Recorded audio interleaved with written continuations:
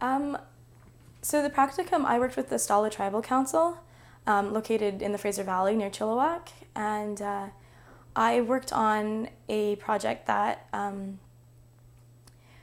basically the situation was that BC Hydro had proposed a new transmission line that was going to be passing through Stalo territory, and the Stalo Tribal Council was interested in some of the impacts of that transmission line.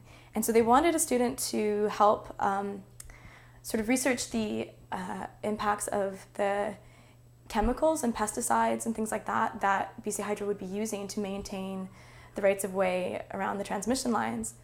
And that whole idea of that sort of natural resource development or that kind of project, construction project in traditional territory really intrigued me. And I met with Otis Jasper, who he was the representative from the Tribal Council.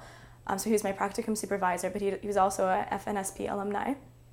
And I met up with him just to discuss the sort of larger idea, and I told him I don't think I could do the scientific research to find out what impacts the herbicides and pesticides have, but I was really interested in the broader community impact. So my project kind of developed in two different ways, where Otis and I had decided that I would interview people about the way that the power lines were impacting communities, but as well, the community had told me that they had really wanted to know the history of how the lines got there in the first place.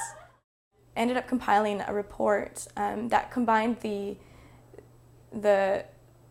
oral histories and interviews of what people remember of the lines going through, how it had impacted them and their families, as well as compiling some of the results that I found in these archival documents of the process that went on to get the power lines there.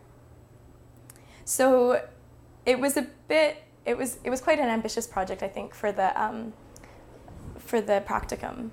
But then what ended up happening was this was an ongoing project that needed to be done. So after the practicum ended, the Stalo Research and Resource Management Center asked me if I wanted to join their team to continue researching these impacts and some of the archival history.